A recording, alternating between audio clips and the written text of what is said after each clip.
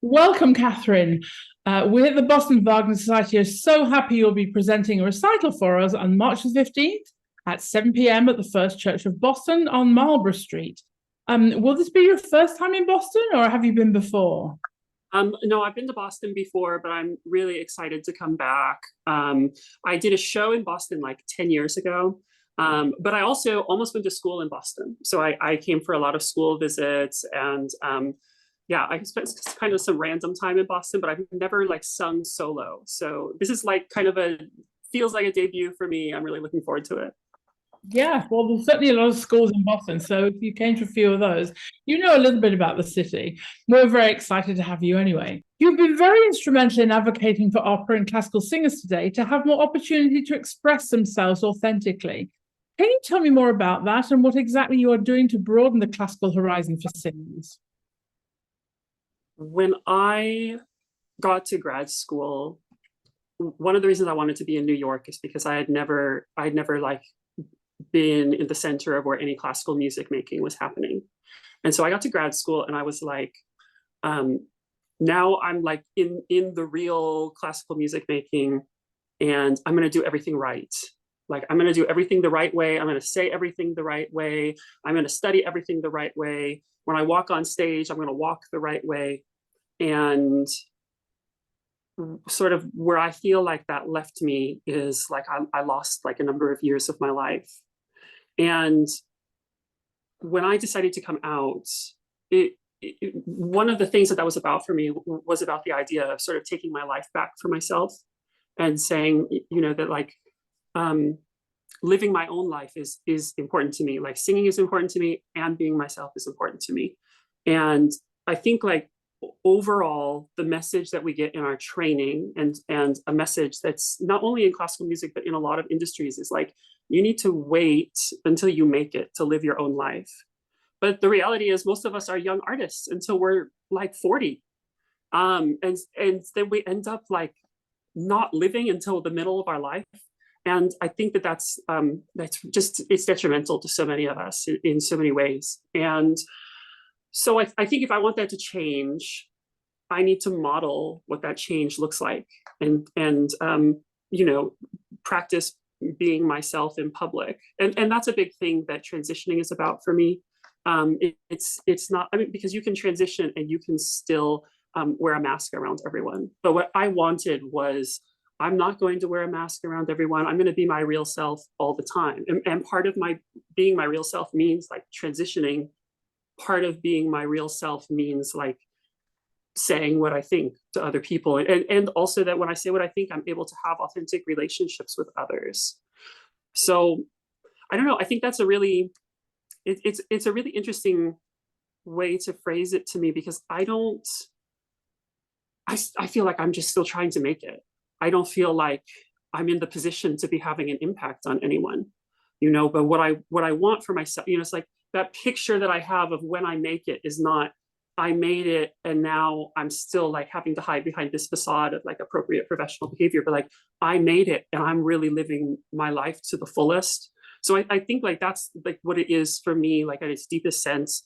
I don't want to go on stage and do sort of an artificial performance. I also don't want to be artificial when I'm off stage. So yeah, I don't know what I'm doing for other people. I mean, I hope that other people will feel inspired to live their own life in their own way. You know, it's not that anyone has to be like me, but No, absolutely. And I think it's true in this profession, as you say, in other industries too, that it's about anybody finding their own way, whatever that is for them. And everyone has something different. And this is a difficult industry. It has a lot of history behind it. It has a lot of conventions, conservatism that I think, you know, we're all trying to sort of get over in lots of different ways. And yours is just one of the ways that we can approach this, hopefully, for the future. Let me just go on and talk about your program now. So you're going to be singing some art songs, some arias. How did you decide on your program, and what about it feels right for you? there were so many different things that I was thinking about when I was thinking of programming this recital. One thing I was thinking about was like, how do I want to sort of sing those first notes as a soloist for an entire city? So I wanted to start with On die Ferne Geliebte because it's a piece that I've been singing since forever. Lieder is like by far the thing that I'm most comfortable with, and probably also the thing that I love the most, just to be completely honest. I just wanted to start with something that sort of feels like home, set myself up well, you know, for the rest of the singing that I'm going to do, because really the rest of it is more about making a point or being a bit experimental or something like that. I want to sing the Wesendonck-Lieder because the first time someone sort of suggested me to sing that, it was just for musical reasons. And as I was starting to look at it, you know, the beginning of the score, Wagner writes 5 Lieder für eine Frauenstimme. And so he doesn't say that it's for a soprano, it's 5 songs for a soprano or 5 songs for a mezzo or something, but he just says it is 5 songs for a female voice. And so this idea, one of the ideas within the recital as a whole is, how can we make a place for ourselves in classical music? And so one of the ways that I can make a place for myself is this idea of saying, although I don't sing soprano or mezzo soprano or alto, I still have a woman's voice. And so these are my songs also. These are songs that I should be singing also, you know. And opera has been so challenging for me, especially in the past few years, because I really thought that I was going to be able to come out and live my real life off stage, and then go into rehearsal and go on stage and keep singing the same characters that I've been trained to sing and to perform. The problem for me is, like, once I started opening that door of being my real self in some parts of my life, it's like irresistible. It's so impossible to stop doing that in other parts of my life, you know. So this feeling that going into opera rehearsal was like going back into my past. And then I can leave and I can somehow try to catch back up to the future. And it's like I'm being pulled in different directions all the time. So for me, it's just like thinking about what can I do? You know, how can I imagine something different? Because we have so many great composers and so many new operas being written. I haven't found that collaboration yet where someone's going to write a role that's a female character who happens to have a tenor voice. So what can I do right now while I'm waiting for that to happen? And one of the things that I can do is like sing these female characters from the operatic repertoire in the octave that I can sing right now. You know, I can sing tenor, so what pieces fit that? So singing Susanna, singing Mimi, singing Ellen Orford, singing Zenta from Flying Dutchman. This is just another place for me. It's like, how can I claim that space? How can I find that space, you know, that I can inhabit, that I can live in? And yeah, I've done a lot of work, like looking at different arias, and some work and some don't work. You know, I sing Susanna, like, but I tried singing Countess, and that it's like doesn't fit at all. And also, I think what's interesting about it is the idea that like my Susanna doesn't have to be like anyone else's Susanna. So I'm not saying that I'm going to come in and do like a dramatic singing with it, but you know, that's been a really interesting part of reception to that. Some people want me to sing much less or almost sing in falsetto kind of quality the whole time. Anyways, I'm getting kind of off the question, but and I did all this looking at Wagner also and thinking about Wagner. And one of the things that's so interesting to me is this revolution in 1848 in Germany that Wagner was involved in. And because there's so many things that people say about Wagner now in his own lifetime, some people were looking at him as a revolutionary thinker or revolutionary artist or something like that. And anyway, there was all this music associated with that revolution. And I wanted to present some of that also. It's very different from the rest of the program, but I wanted to present it just because I think that music is so good. And it's so interesting to think about our relationship with composers in a different context. Yeah, no, absolutely. You covered some of the things I was going to ask you, but I'm interested to go back to this sort of soprano aria thing. Yeah. When I was with Sony Classical, they had an interest in me recording a set of tenor arias, and I sort of did a demo, and I did a demo of Una Furtiva Lagrima and a demo of Nessun Dorma, and I sang them both fine. They felt comfortable, but listening back to Donizetti, it was just horrible.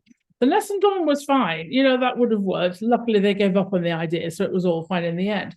But I'm just interested, did you try lots of different arias to find what fit into your voice, what felt comfortable, what sounded right?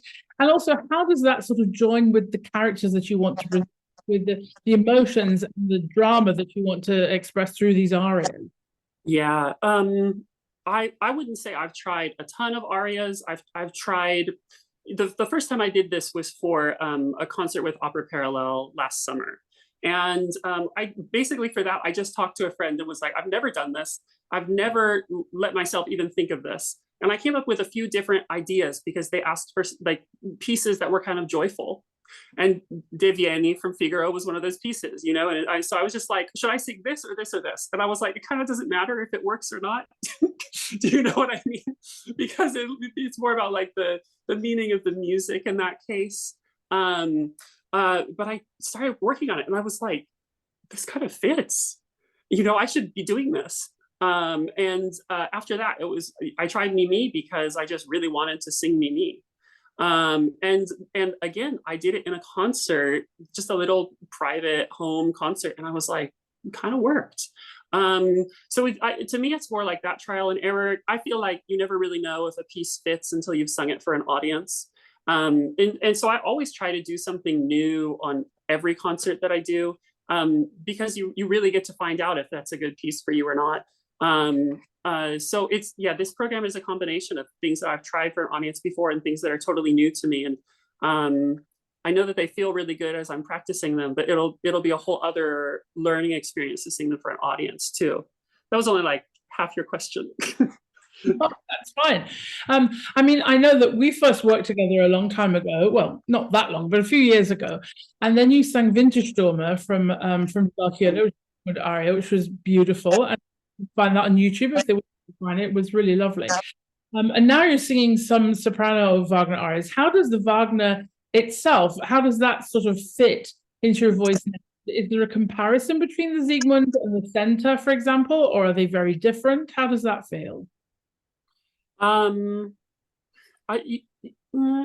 would say they're kind of similar to me because what I'm always thinking about is tessitura and like how exactly high and how exactly low it's sitting. And more than that, do I have a chance to like reset in the middle of my voice? So I love singing Brahms, for example, because Brahms is always giving you a chance to go back into your middle voice and then come up for the climax and the high notes or something like that.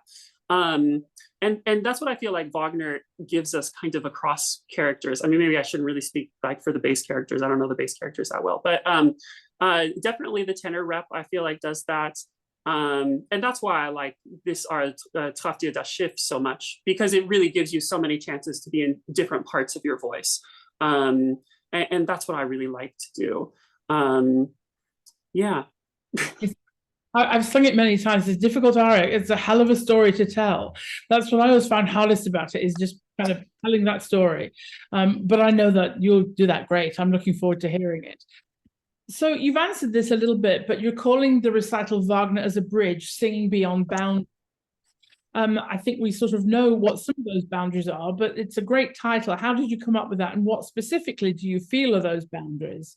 Well, I have to give the credit to Mark. It was actually Mark's idea for the phrasing itself. But, you know, like I used to spend a lot of time in Vancouver, BC. There's a Chopin Society in Vancouver, BC. Or I used to live in Minnesota. There's a Schubert Club in Minnesota.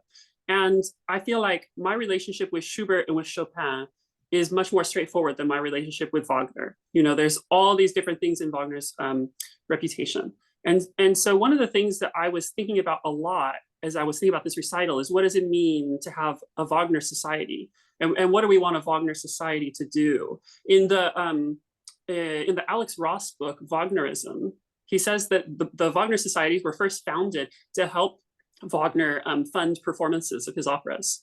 You know, which is just such a crazy thing to think about, like that he was struggling with the same things that all musicians now are struggling with. So I was thinking about the idea of being in conversation with Wagner, and not necessarily the idea of I want to honor everything about him as a person, but what things about him do we think are really good or really valuable? What things do we want to criticize? You know, so just this idea of being in conversation or being in dialogue with Wagner. And also, when I think about actual classical repertoire, one of the things I think about these days is like, what can I do with it? And you were just talking about telling the story. And I think a lot of singers identify as storytellers or with the idea of being a storyteller. And I was thinking about that lately, because I feel like for me, a storyteller is sometimes separate from myself. But one of the things that I really love about singing is when I can have some kind of self-expression, or some way of sharing myself with the audience. And so when I think about repertoire, one of the things I think about is me as a person. What's my relationship with that music, and what can I bring across with it, or what can I do with it, or how can I use it, or something like that. And so I was really thinking a lot about, like, how can we use Wagner's music, or how can we be in conversation with Wagner, or in dialogue with Wagner. So it was just like a lot of thinking around that. And so Wagner as a bridge is the idea of, like, if we start with Wagner, where can we go? What can we get to? Where can that take us? Where do we want to go? Even asking it as a question. And because I think there's so many different ways we can go, or different ways we can think about it. I think we don't ever really recognize the real influence that Wagner has had on the world as a whole. I think for me, with the reading and the study that I've done, it's like impossible not to see every movie as Wagnerism, as a outgrowth of Wagner's operas. And what every single movie is doing is this combination of art forms, of music, of acting, of film, of images, of set, all these different things. So yeah, I think there's a lot to really grapple with or think about, and there's a lot that we can do with that. Yeah, no, absolutely. I mean, I was often asked, how can you sing his music? He was such a terrible person. And my comment to that was, oh, really, was he? I don't know. My job is just to sing his music. Now, that wasn't strictly true. I did know a little bit about what he did. But I think as artists, it's our job to try and put across what he intended from his music. And that encompasses with him a lot of different things, for sure. But that does bring me to the next question. A lot of people think you have to know a lot about Wagner in advance to really appreciate his music. I personally don't think that. I think that, his music is incredibly emotional and expressive. And what would you say to people who have never heard his music before, and not really even particularly classical music in general, to encourage them to come and hear you? Well, I think Wagner's music, when you actually listen to the music, it's very different than listening to people talk about it. I didn't actually listen to Wagner until I was in my mid-20s, because I heard all these stereotypes of it's so this and it's so that, and I was just not that interested. And then I heard Wotan's Abschied for the first time, and it's the recording with Boris Christoph and Giulini, and it literally sounds like magic to me. Yeah, I think you have to just like listen to the music itself, and it's really quite different to experience the music than to sort of hear the reputation or hear the way that people talk about it. And it's so many times it's so much softer than you're expecting, or it's more intimate, or it's just bringing across a totally different mood than you've ever sort of heard people talk about his music. So yeah, no, I think you just have to encounter the music itself and see what you think about it. Yeah, I think that's wonderful. And I think, his music, just to me, the first time I heard Wagner, was it. I was hooked, changed my life. And it's also interesting to me that one of the first great coaches I worked with on Wagner pointed out that never did he write more than double forte for the voice. So it's never long. It's actually a long way to go to get past that level, which, as you say, is what people misunderstand a little bit, I think. So if you had one favorite moment or one particular thing you're really looking forward to in this recital, what would you say? To be honest, it's probably the Revolution songs at the end. I love folk music. I've loved folk music for a really long time. And when I was in undergrad, I used to perform a lot of folk music. And then again, I got to grad school and I was like, I have to do things right now. It feels really good to bring this sort of authentic part of myself, into my professional life, and share this music that I think is really powerful. I think whenever we can like connect music with the real lives that people were living, and then that music for me becomes a kind of a way of honoring them and honoring the experiences that they had. And people have probably never heard it before, and so I'm really looking forward to that. Yeah, you speak about all these different parts of your program so well. Are you going to tell us about them during the program? You're going to explain what you're singing and put it into context, which I hope you're going to do that, because I think that'll be wonderful. Yeah, I'll always try to say something and try to keep it short, but just give a little bit of context, and I'll do translations also, and I'll do the translations myself so that it's a little bit of my personal take on the way I see the text too. So yeah, that's wonderful. So tell us, have you got a spectacular dress to show us? I do, actually. I always feel so anxious what other people will think, so I will say what I think other people will think, but I'm really excited to wear it. It's a floor length, it's sort of lavender violet kind of color, and sort of a low back, and really excited to wear it. Sounds fabulous. Love purple. I'll have to do my nails to match. Yes, please. Is there anything else you'd like to tell us about the recital? I mean, I think we've covered so many things, and I think this is really exciting for so many different groups of people, honestly, which is what we're hoping to do with this recital, is to kind of bring people who haven't heard much classical music before and to show them that it's very accessible and it's just fabulous and they should love it. And when they hear you sing it, I'm sure they will. Anything you'd like to add to that? Well, I think when I think about this female character rep, there was a time in my life when I would have been very against that and said it's written in a certain octave because that's how it's supposed to match with the accompaniment and all of that. What I'm presenting in this recital and singing female character rep, soprano rep, and octave down, it may not be the final answer or the best possible solution for trans singers participating in opera or in classical music. I know for me, I need to sing characters who are women. That's how I'm living my real life. And I can't have that contrast between my real life and the professional work that I'm trying to do. So if someone doesn't like this, I hope that it inspires them to think of something else, or it inspires them to take that next step in what that, picture of including trans singers is going to look like eventually, when we do have final answers to all of this. That's fantastic. Thank you so much, Katherine. Well, I'm excited. Lots of people here are very excited. So we'll see you in person in about a month. I'm looking forward to it. Me too. Thank you so much for your time. My pleasure.